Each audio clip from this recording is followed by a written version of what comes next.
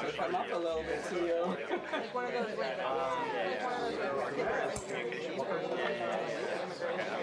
Are we all set? Good evening, everyone. Are we all here? Fantastic. My name is Yvonne Stennett, and I am the Executive Director of Community League of the Heights. We are a multi-service organization serving Washington Heights. But the main piece of our organization and the main program we do is in affordable housing. We have renovated over 1,000 units of affordable housing here in Washington Heights. I dare say we are one of the most provider of affordable housing. I'm happy to be here this evening and very glad to know that we are having the mayor here to talk about the issue of increases that affects many of our residents, often in a very negative way, because as you know, we do not have increases in jobs, dollars being raised as people work hard to match the rent increases that often happens.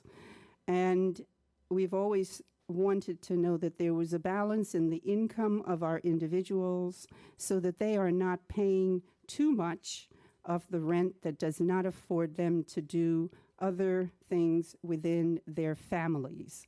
So it's, I would say, a yeoman's job for the de Blasio administration to have and does encourage that we look out for the poor and the moderate income people in our neighborhood and make sure that the policies and that the strategies are put in place support our communities of color and our communities that are income challenged. And I was very pleased, and many of our residents in our units were very pleased not to have had an increase over the past 2 years. And I think it has helped them to kind of level out from all the increases that they've been having in prior years. So I believe that it's a good thing. I know that the over 1,000 families that we serve were appreciative of it and are grateful that our administration is looking out for the little guy. So with that said, I am honored this evening to bring forth our mayor, Bill de Blasio. All right. Thank you. Appreciate it. Well, thank you, everyone. Thank you for being here. Thank you, Yvonne, for your leadership protecting affordable housing for the community. Look, everyone, we have something to celebrate tonight. Yeah. And I am so glad to have everyone here because it's a big moment for New York City. The rent freeze that has reached almost 2.5 million people. It was challenged by the landlord lobby. They used all of their power, all of their legal resources to try and stop us from giving a rent freeze that people deserve. Well, the bottom line is everyone out there who's watching right now who knows how tough it is to make ends meet in New York City, everyone who has struggled to pay the rent, here's the good news. The people won and the landlords lost. All right.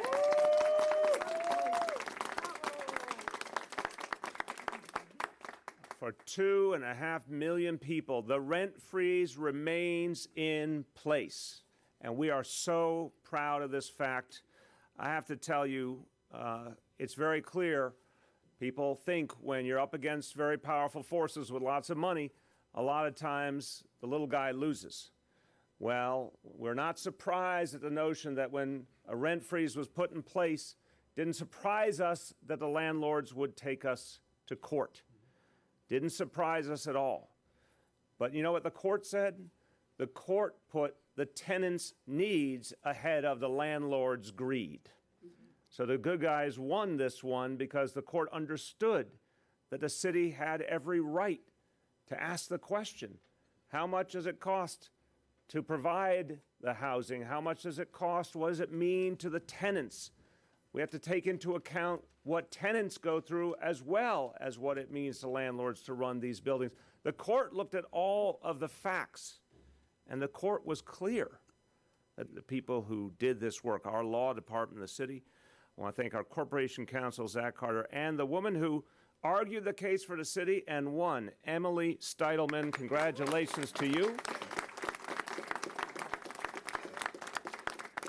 I want to thank all of the wonderful people here, all of the tenants who are benefiting from this rent freeze and are here because it's made a difference in your life. Particularly want to thank one of the tenant leaders with us, Maritza Ramos, for her leadership. There you go. There you go. Rojas, my apology. Lo siento. No, that's all right. But here's what it came down to. You know, the landlords kept arguing for more and more increases. For years, they got disproportionately large increases. Right. And the needs of the people, the needs of tenants didn't get as much attention. But here's the problem. The last few years, the cost of running the buildings went down. In fact, the cost of fuel last year, the cost of fuel went down 41%. So the facts were very clear why a rent freeze was justified. But we're never surprised when people get greedy and they want to make more and more profits. This case was about profits versus people. But for once, the people won. The people were more important than profits. And it makes a huge difference in people's lives. This now makes clear once and for all that the Rent Guidelines Board was right to consider all these factors, and they did it the right way, and that's how they're going to keep doing things in the years ahead. Look, this is one piece of the equation, but it's a big one. We're a city of 8.5 million people. Almost 2.5 million live in rent-stabilized apartments and have benefited from this rent freeze. So a huge piece of New York City is affected by this important court decision. But there's more we've got to do. We are moving forward with our affordable housing plan, 200,000 apartments, enough for 500,000 people. We're moving it forward to make sure with the city council that there will be access to counsel for anyone facing eviction. We're moving forward on something we need your help on in Albany, the mansion tax. Call the governor, call the state senate, let them know. We need the mansion tax so 25,000 more senior citizens can get affordable housing in this city. We're going to keep fighting to make sure it is a city for everyone, to remind everyone this is your city. You deserve a good place to live.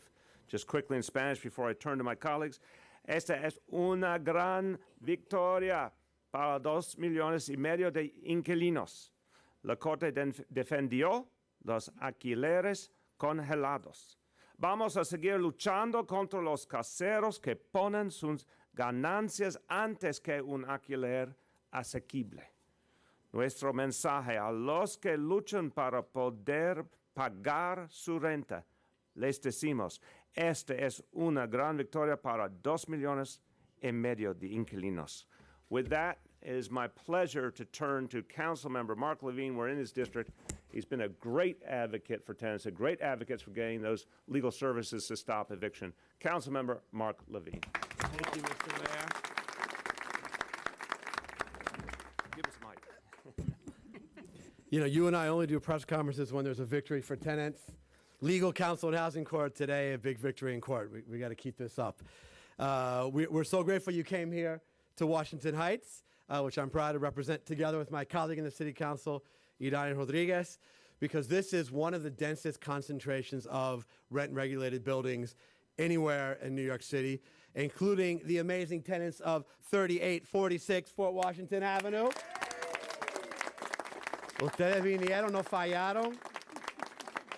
Apreciamos su apoyo. And boy, did we need this good news. You know, for years and years and years, the RGB returned rent increases, whatever the economic fundamentals, whatever the pain inflicted on tenants. And the result was that no less than a third of tenants in this neighborhood and around the city are paying 50% of their income in rent.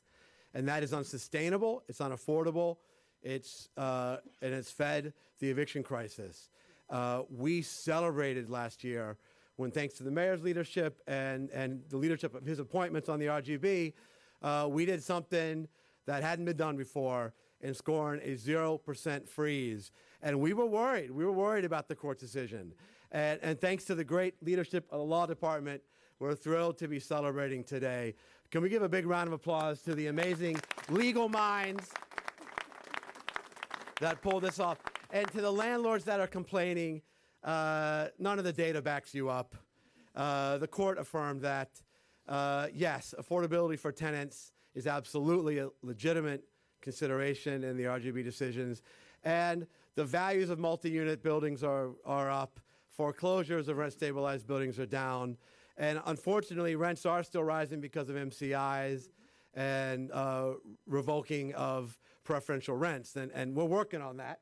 We're advocating in Albany to fix those problems. But we're happy to celebrate this victory today. Brevemente en español, año tras año, los inquilinos de aquí de Fort Washington, 46, 38, junto con todos los inquilinos de esta área, han tenido que bregar con aumentos de alquiler que realmente no fueran asequibles. Y por fin hay algo que podemos celebrar, un 0% de aumento que fue confirmado hoy día por la Corte Suprema de este estado. Así que le agradecemos el liderazgo de nuestro alcalde, Blasio, en este asunto y le damos un fuerte aplauso. Así que, thank you. And I know you're going to acknowledge him, but I want to give a big shout out to the most amazing chair of the Housing Committee, Jumani Williams, who came all the way from Brooklyn. And guys, él lucha por ustedes todos los días. Así que thank you, Jumani, for being here. All right. And now, also from this wonderful part of Manhattan, and another great leader on behalf of tenants, Councilmember Idanis Rodriguez.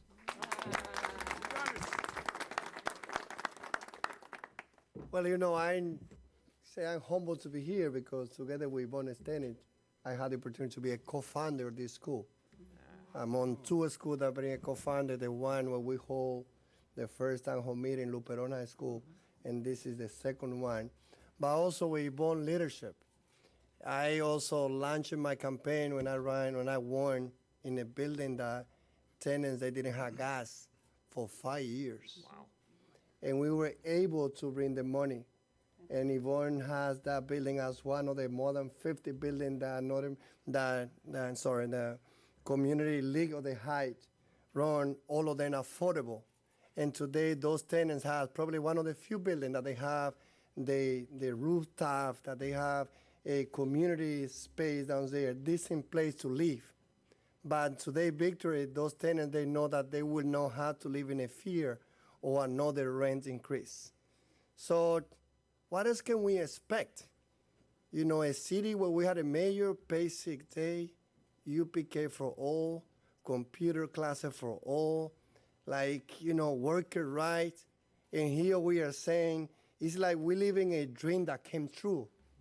No mayor in our history has said rent should be freeze for years because this is the right thing to do. So for me, it is an honor to be here with my colleague, to be here with a great leader.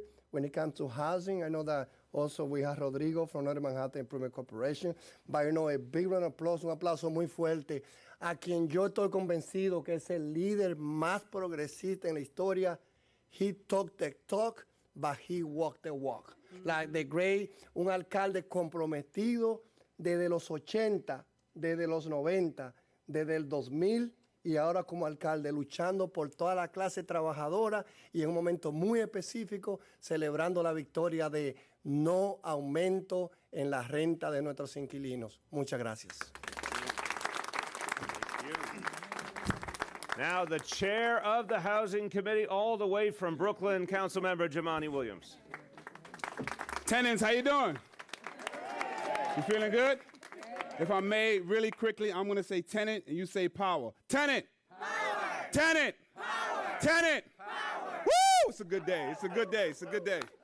I want to say congratulations and a hand clap to the mayor and the legal department because from day one, The mayor and the legal department have been on the right side. They have been on the side of the tenants without equivocation, and they deserve to be applauded for that. And their leadership, along with my colleagues in the city council, helped get us here, and of course the advocates and the tenants who made their voices be heard. Let's be clear, though. For 5 decades almost, 5 decades, landlords have got increases. For 2 years, just 2, there have been rent freezes and they're crying like babies. This is purely about greed. That is all it is about. All of the numbers show that the rent freezes were the right thing to do. And to show you how much greed and power will do to keep it, they went to court to try to stop rent freezes for 2 years out of nearly 50. That is reprehensible, I believe, to the extent of what power and greed will do to hold on to it. We are not saying we don't want people to make money. I want people in New York City who own buildings, who have business, to make money. But what we are saying is you cannot be greedy to try to make all of the money off of the backs of the people who can't afford it, off of the backs of the people who made New York City what it is today when nobody wanted to be here. And for many years, we have been asking the Rent Guidelines Board, don't skip over the question of whether there should be a rent freeze to begin with. They always went straight to don't skip over the question of whether there should be a rent increase to begin with. They always went straight to how much the rent increase should be. And we said, well, let's figure out whether there should be one to begin with. And an amazing thing happens when you decide to be fair. You get results like this. The landlord lobby actually began to argue that the only thing that should be considered is the landlord side. That in this system, we shouldn't look at what the tenants are going through at all. What sense does that make? And for nearly 50 years, they've won that argument. And when you look at the data, there have been times, the question was, in any economic environment, they deserved to have an increase. That just didn't make any sense. When you looked at the oil, when you looked at their costs, whether it went up, whether it went down, they had an increase. And what we said is that is unfair. We should be fair, look at what tenants are going through. This is an entire system, and we saw what happened. And I want to put it in context because in this day and age, with the orange man in charge, there are a lot of things going on in this country and in this city, and it is up to municipalities to be the first line of defense against that. I was happy to see a victory in the courts for the ACA. I'm happy to see a victory here. It was a victory in Congress for the ACA, and I'm happy to see a victory here for the tenants. And I know the orange one promised that they'd be winning, but we're winning now, and I'm looking forward to more and more and more wins. Thank you very much. Well, I just want to say to everyone, now that we have this victory, let's go on to Albany and get the next victory on the mansion tax so we can get affordable housing for 25,000 senior citizens who need it. Let's ask those who are wealthy and buying very expensive homes to give us a little bit more in taxes so we can help senior citizens to get affordable housing. With that, congratulations to everyone.